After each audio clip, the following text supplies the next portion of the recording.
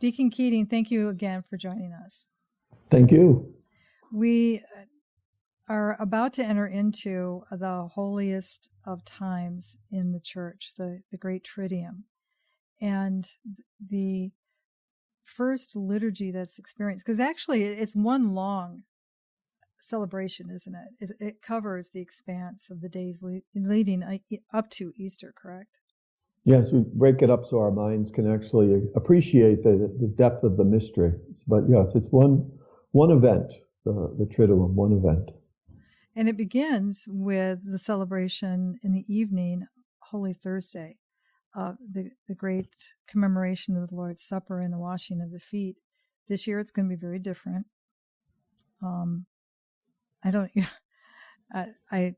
Social distancing that really doesn't allow for the washing of the feet, does it? Mm-hmm. No feet this year. No. No feet will be present. No, but it is it's such a beautiful celebration. It also commemorates the institution of really the priesthood, doesn't it? Yes, priesthood, service. There's a little hint of diaconate in there. He asks the apostles to do the foot washing in memory of him, or do as I do. Just is very like an echo of the words of the institution of the Eucharist. Do this in memory of me. So those two actions on Holy Thursday, do this for the washing of the feet, and do this for this is my body, this is my blood. So like the fullness of holy orders is there. Mm-hmm. And we celebrate that because without holy orders, there's no power of salvation that's unleashed in the sacramental economy, and we would just be void, or it would be devoid of his presence and his power through the things of the earth. And that's the beauty of the sacraments. We get both the presence and the power of Jesus through the things of the earth. That's what makes the sacraments so accessible.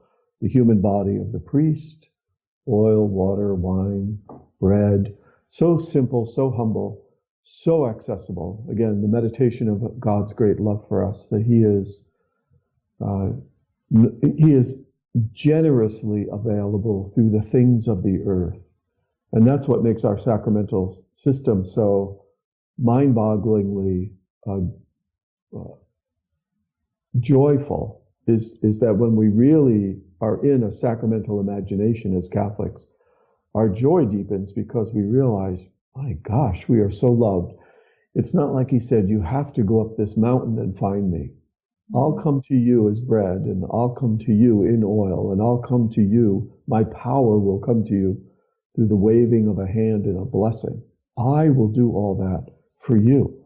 And you just have to show up at the corner of Maple and 50th Street, your parish church, and I'll be there through these things of the earth. It's very, very humbling and powerfully beautiful to think about how close he wants to be with us and how accessible he is to us through the sacraments. And that's why so many people are mourning these days in the midst of the coronavirus, because even that is unattainable. The most ordinary, accessible elements of the earth, where Jesus wants to give us his power and his presence, is inaccessible these days because of the sorrow that we're in. Yeah, we really, I don't want to be so glib and say, well, we took it for granted and now it's been taken away from us, and as though we were in timeout. I can't believe that it is that simple. There's a great mystery here, isn't there? Yeah, it's never cause and effect that way, I don't think, with God. People, in our simplicity, in our inability to stay with mystery, we always want to do cause and effect. And then we always project onto God, like you just said, which is very common, God's mad at us. We should have paid more attention. We should have paid more attention to these sacraments. Now we lost them. See? And that's infantile. It's deeper, it's broader, it's more complex than that, because sin is involved. Sin, finitude, limit, our own mortality is involved. When we're dealing with something as large as a pandemic, we are in the very mystery of fallen human nature. And so it's not a matter of, oh, you were ungrateful, now I'm taking this away. But in our need for consolation, deeply in a need to understand, we simplify these mysteries because to live in them sometimes gives us vertigo. As we said the other day, if we are simply attached to this passing age and not attached to Holy Communion, it gives us vertigo that to think, there's got to be a reason for this. And so I can't live without a reason. And so maybe the reason is I should have been more grateful, and God took them away. Well, that might placate a little bit or give you some sense of order, but I don't think that's true. It's true that we live in mystery all the time, and the veil has been pulled aside now, and we're feeling mystery even more readily and more deeply, because we just have to go forward in faith. And all these great mysteries, especially the mystery of our fallen human nature, is coming to the fore during this Holy Week, which should really make our worship, even at our dining room tables, watching Pope Francis on TV, make that worship even more deep, because we're right in the midst of it. We're right in the midst of touching and experiencing, knowing that this world is not sufficient in its own way. It needs to be connected to God and the supernatural. There's something broken in us, and we have to bring that brokenness to Him through the sacraments.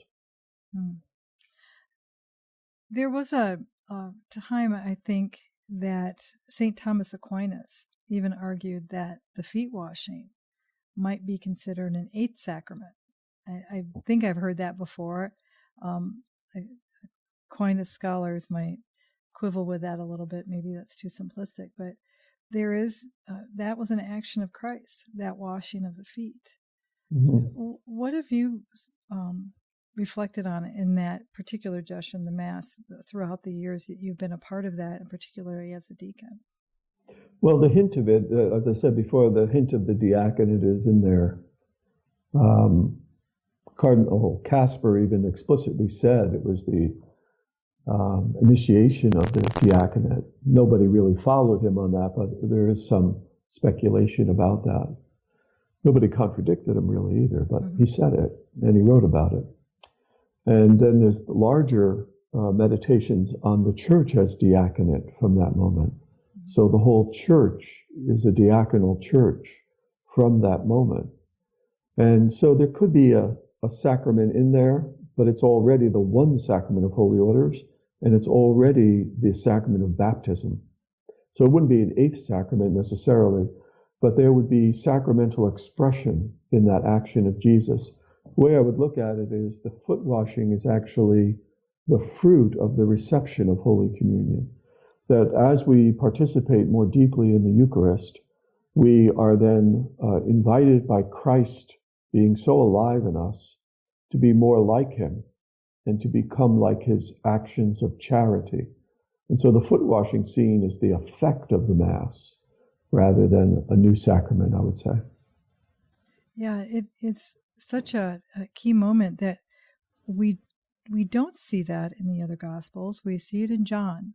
John is the one that brings us that. Why do you suppose that is? I mean, the great contemplative is the one that chronicles that particular moment. Yeah, because probably contemplation leads you to the beauty of contemplation, beholding the beauty of Christ as mystery, leads the contemplative to know more than most people that contemplation is never an end in itself.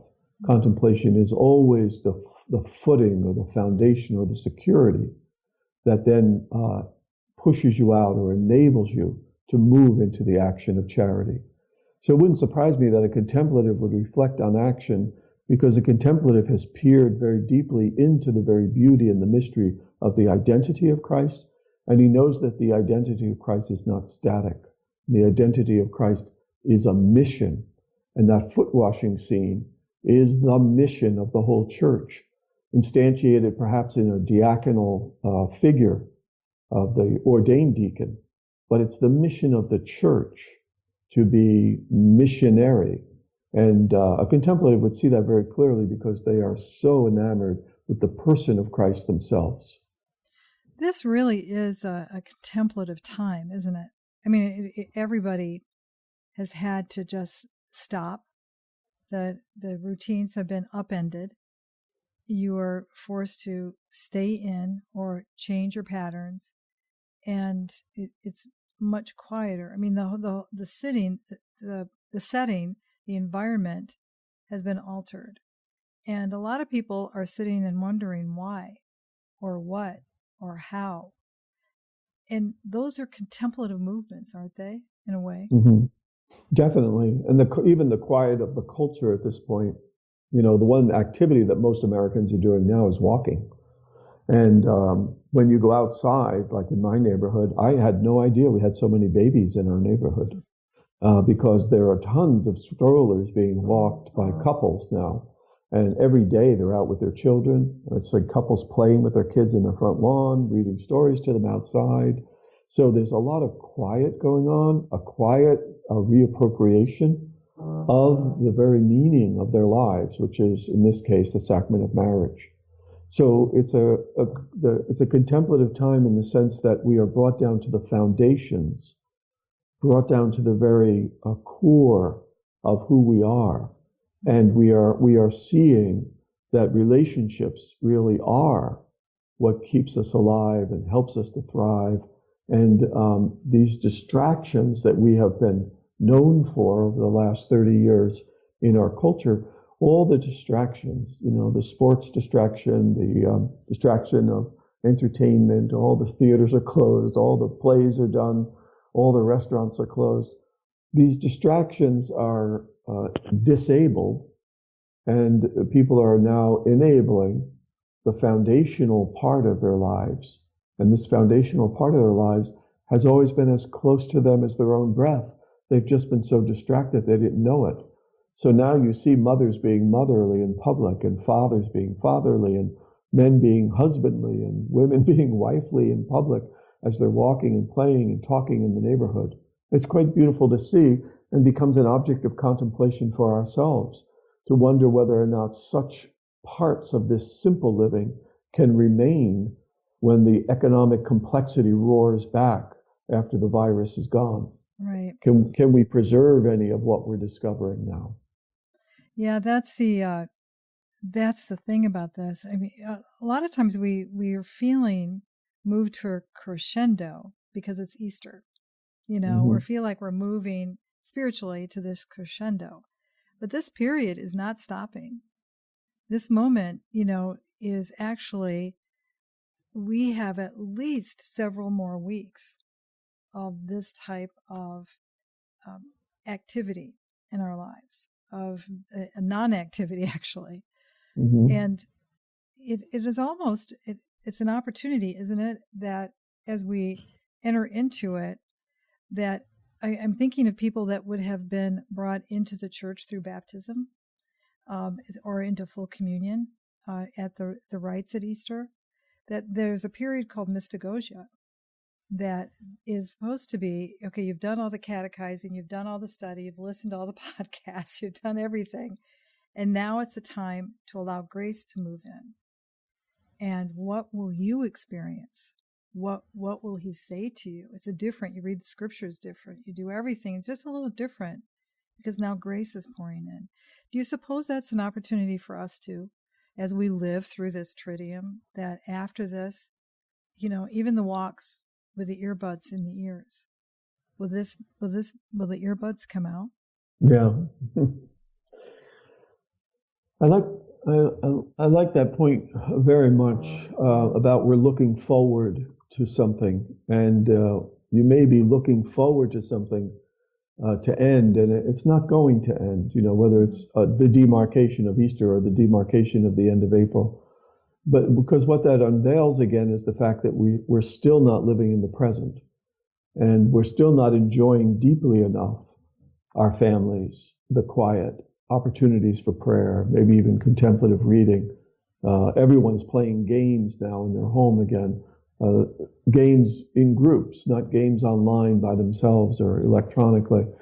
So the present moment, sometimes we haven't really tasted deep enough, because we're still saying this is going to end soon. And we're already looking toward this mythical end of when this isolation will be over.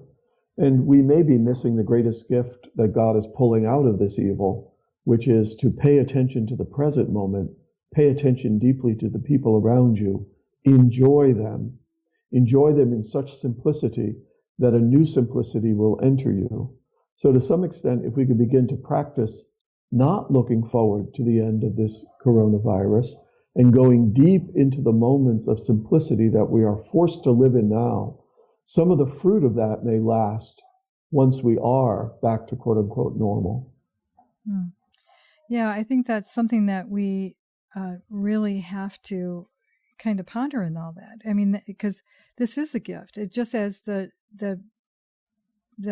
gathering of all of those apostles together on that Holy Thursday night, that Last Supper, that was a real gift that he was giving them. And maybe they didn't even, they couldn't even conceive really of what was going to come next, just hours away. So much so that they fell asleep, because the anticipation of what might occur. But that was a real, it's like we're being given that opportunity of a Holy Thursday in our homes and with our families. Yeah, we're always, it's a human nature. I mean, it's hard to say. We always say, try to live in the present moment. But that's a real grace to live in the present moment. And to live in the present moment as grace is something we need to be asking for now. It may not be easily attained or easily appropriated, but we will miss something very vital if we're not going deep and we're just going toward fantasy to the future and daydreaming about when this will be over, and even emotionally anticipating it, thinking that I'm happy now because I'm thinking this won't last forever. And meanwhile, a lot of goods are present where you should be going deep into the relationships of the home, even into the relationship somewhat of suffering, but not to utilize suffering, but to just realize that even in suffering, there is a presence emerging from him, because obviously he's dwelling within us. And so we never utilize suffering, but within suffering itself, if we can pay attention to it, we may linger there long enough to allow his presence to come, whether it's a suffering of the end of our daily routine, which we're all suffering now, or the horrific suffering of sickness itself, which is so sacred that only the sick should really talk about it. But we have testimony from the saints that in the midst of sickness sometimes they sense his presence emerging as they pay attention to their own limit and finitude and weakness, and he comes from within to minister to them. So the whole theme of are you living in the present moment is truly the contemplative gift that perhaps God is giving all of us now. And we don't want to miss the hour of our visitation. Yeah. Again, in that great culmination of this moment, he says, do this in remembrance of me. I mean, from what I hear you saying, it's like everything we do should be in remembrance of him. In a way, he's in all of these things.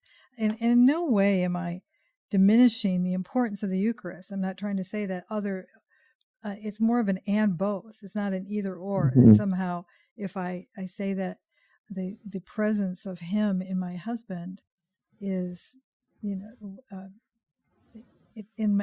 our marriage and in our children, that's precious. That needs to be reverenced and cherished too, doesn't it? Yeah, it's not a diminishment of the Eucharist, but we find ourselves in the absence of the Eucharist, so we are wondering about the Eucharist, and we're also saying, hey, I wonder if that other aspect of our faith we can touch now. And that other aspect of our faith is the continual indwelling of the Holy Spirit. So yes, he's fully present in the Eucharist, but he's also within us as Holy Spirit.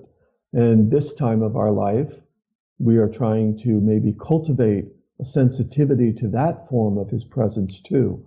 And while affirming the Eucharist, we're also affirming this fullness of presence. And this is what the Eucharist has done for us. To some extent, the Eucharist has prepared us for this time, because the Eucharist is all pervasive in our imaginations.